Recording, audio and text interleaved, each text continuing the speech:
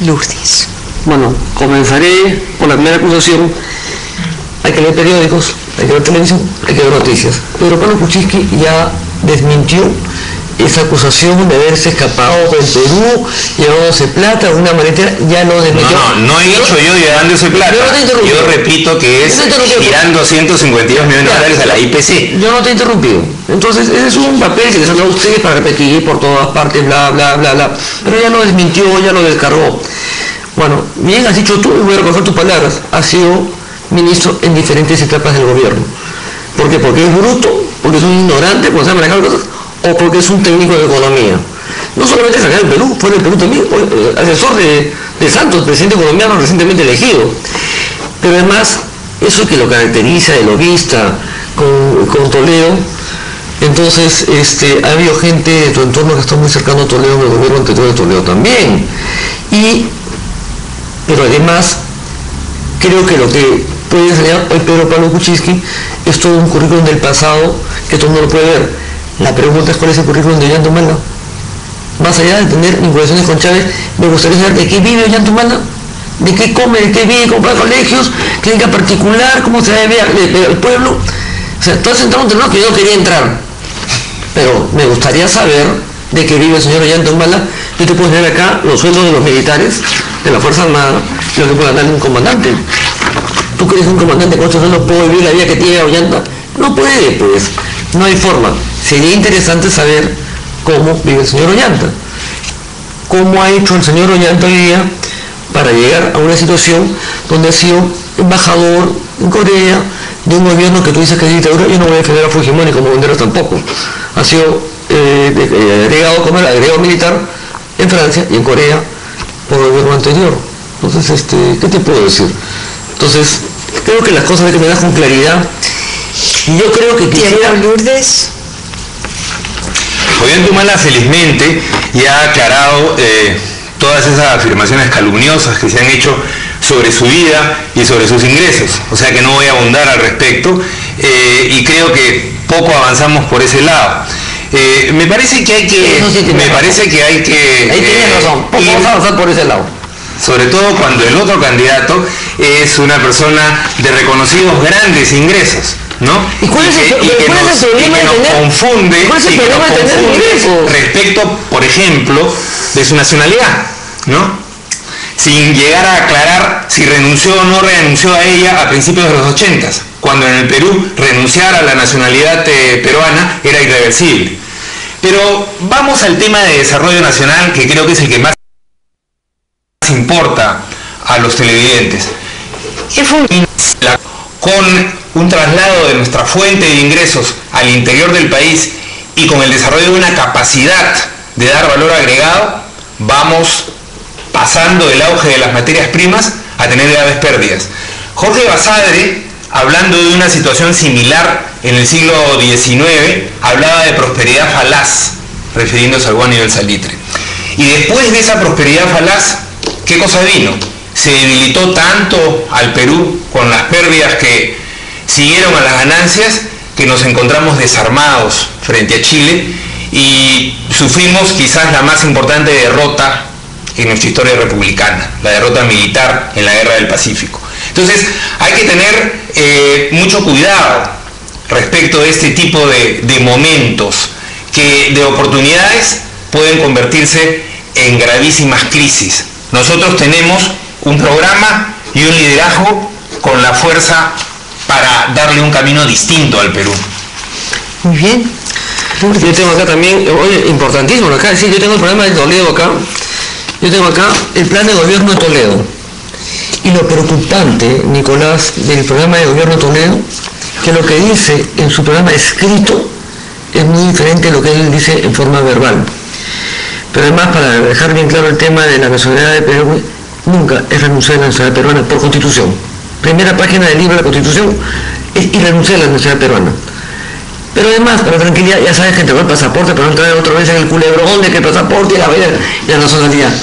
Ya sabes que fue así. ¿Cómo puede un señor como Ollanta Humala ofrecer lo que está ofreciendo cuando no va a poder cumplirlo? Él ha ofrecido 750 soles de sueldo mínimo vital. era ofrecido duplicar el sueldo a los maestros. Es muy fácil hablar cuando no se tiene la más remota idea de lo que tenía como ingreso, porque además nosotros vivimos de las rentas, de los impuestos. El tema del canon es una cuestión momentánea. Hoy lo tenemos y mañana no. Hoy lo tenemos a un precio elevado y mañana no. En lo que yo sí, por ejemplo, les he propuesto a los nacionalistas y no han contestado, que es un tema muy complicado, es ¿por qué no retomamos la distribución del canon? Todos. Y lo distribuimos por población, por pobreza, por salud, por educación. ¿Por qué regiones como Ancash, por ejemplo, y no meten el mango para ganar intereses que no es su labor? O Alujo no tiene un mango. Hay una carretera de 40 kilómetros.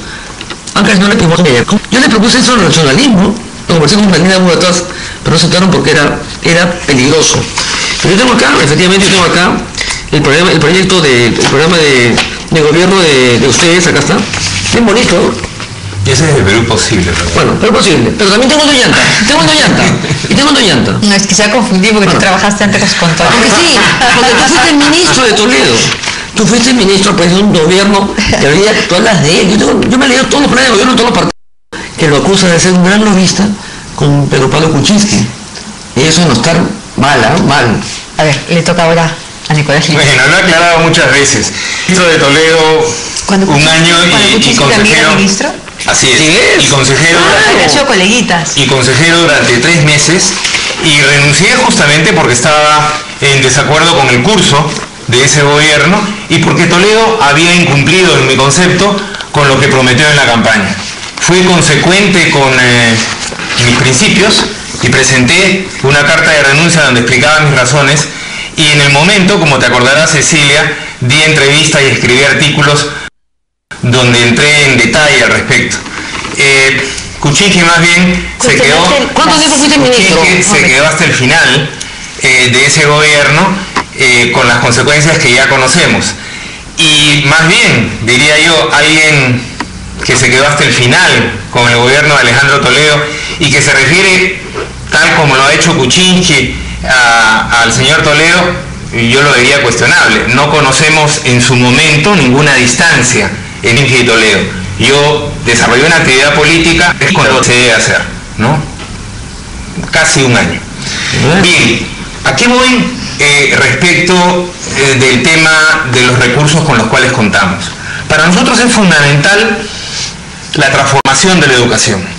En concreto, lo que Ollantumala denomina la revolución educativa. Pero esta revolución educativa es imposible de llevar adelante si no contamos con los recursos necesarios. Que los que más ganan y tienen sean los que más paguen.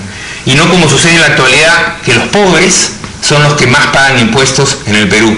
El 66% de la recaudación tributaria proviene de los impuestos indirectos, básicamente del IGB, y solo del 22% del impuesto a la renta. Nosotros creemos que esta situación, esta estructura regresiva de la tributación en el Perú debe cambiar. Creemos que haciendo los ajustes necesarios al impuesto a la renta de las grandes empresas podemos sacar entre 5 y 6 mil millones de dólares al año. O sea, no nos basamos en los recursos que existen. Planteamos, sobre la base de un nuevo modelo económico, multiplicar esos recursos. Yo te hice una pregunta que no me contestó y te puedo dar parte de mi tiempo. ¿Tú estarías de acuerdo en una redistribución del canon? Te estoy dando parte de mi tiempo para que me contestes. Lo apuntaré. Pero contéstame pues bonito, contéstame. ¿Estarías dispuesto? Es un tema bien controversial. ¿Por qué? Porque los nacionalistas quieren ponerle un impuesto a la sobreganancia. Entonces yo propuse otra cosa, una nueva redistribución. Porque no hay que ir al facilismo, sino lo que puede ser viable, lo que puede ser real. En el libro rojo de Toledo, de Ollanta, lo que tú dices, por ejemplo, hoy día... El libro rojo de Ollanta. Tu pata roja. Ya empieza la desinformación. Ollanta no es el mismo discurso que tiene el día hoy día. Es exactamente lo mismo haberse quitado el polo rojo por el polo blanco. En educación nosotros tenemos que coincidir, porque es una apuesta a futuro que nosotros no vamos a ver, pero que hay que apostar. Tiene vocación. Tienes que tener un debate pues, con información. Profesora preguntadora. Educación, ministro de Educación. Educación, ministro de Educación. Estoy apuntando. Hoy el presupuesto de educación es el presupuesto más alto que se puede tener. Lo que necesitamos no solamente es suplicar el sueldo de los maestros, sino darle una calidad de vida a los maestros, una mejor preparación, pero además un tema de nutrición a la madre gestante. Tenemos que entender eso que viene desde el embarazo, de la barriga, desde el vientre. Si el niño no está alimentado en el vientre, por más que le metamos lo que le metamos, no va a funcionar. Yo me he recorrido un montón de colegios, y los colegios hoy están en una situación de infraestructura de espanto. Que se ha hecho un esfuerzo, es verdad, pero no solo los colegios del país, ¿no? Con lo que tenemos no podemos cambiar nada. Los planteamientos como los de Lourdes Alcorta, que surgen de la estrechez presupuestal actual, más allá de que sea mayor que otros años, no van a ninguna parte. Nosotros hablamos de transformación educativa, empezando por cumplir lo que el Acuerdo Nacional señaló el año 2002, de pasar del 3 al 6% del Producto Bruto Interno como presupuesto educativo. Y ello supone ir de los 14.400 millones de soles actuales de presupuesto de apertura a algo más de 30.000 millones de soles en 5 años. Ello creo que debe ser el dinero que nos permita cumplir un conjunto de prioridades. Primera infancia, educación rural, una nueva carrera pública magisterial, mejor gestión en las escuelas y una reforma universitaria, que en concepto de Gana Perú son los pilares de una transformación de la educación que vamos a empezar el próximo 28 de julio. Muy bien, un minuto para redondear y concluir. Yo creo que estamos en una situación muy particular electoral de un país que creo que va a tener para promesa inviable, porque luego terminamos como el gobierno anterior en un dígito de 8 puntos, en una enorme inestabilidad. No se puede ofrecer lo que no se puede cumplir. No somos enemigos, discrepamos en posiciones. Creo que sí tenemos los mismos objetivos, pero tenemos caminos diferentes para llevarlo a cabo. Nosotros entramos en democracia, sin ninguna intervención extranjera. No queremos Chávez acá en el Perú, podemos manejar nuestras cosas muy bien. Yo creo que hoy día Ollanta ha venido un poco camuflado, un poco blanqueado de Lula. Por eso han sido los celos de Chávez, después de llamarle la atención abiertamente. Yo a Nicolás le deseo mucha suerte, ojalá que entre al Congreso. Vamos a discrepar si yo logro entrar también, pero considerar que no hay nada, no debemos permitir que nada ni nadie nos divida a los peruanos, que podemos discrepar, pero que este país tiene futuro, que este país tiene dignidad, que este país tiene ilusiones, que este país está saliendo adelante, es un país milenario. El discurso de la derecha en general y de la derecha hacer una muleta, ¿no? Ahora sirve como muleta para no debatir con Gana Perú y con Ollanta Humala, y eso me parece lamentable. Nosotros creemos, como ha dicho Ollanta, que las soluciones para el Perú son peruanas. Las tenemos y vamos a comenzar el 28 de julio próximo. No creo. Hay diferencia entre la propuesta de Alianza por el Gran Cambio y Kuczynski y Alcorta, de cholo barato y remate del país al mejor postor, y la propuesta de afirmación nacional, de nueva constitución y de economía nacional de mercado que plantean Gana Perú y Ollanta Humala.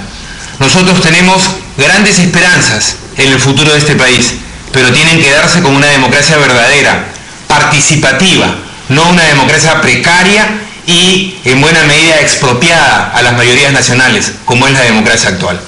Una democracia como la venezolana, ¿no es cierto? Una democracia como la venezolana, está muy rápida. Viva la muleta, Lourdes Alcorta, viva la muleta, te estás trepando en un tema muy particular. De 1821, de la Constitución pero déjame estoy en el 54. Bueno, pero con la Constitución del 92, muchos dicen que no se necesitan constituciones, se han hecho los mayores estropicios contra el Perú. Entonces sí se necesita una constitución, una constitución que sea un verdadero casualidad que un gobierno nacionalista, como el caso de Velasco, ¿tú crees que un gobierno como el Velasco? Yo no entiendo que es un hombre de izquierda como tú, como un hombre reaccionario fascista como Ollanta Humala. No me imagino, son dos cosas diferentes.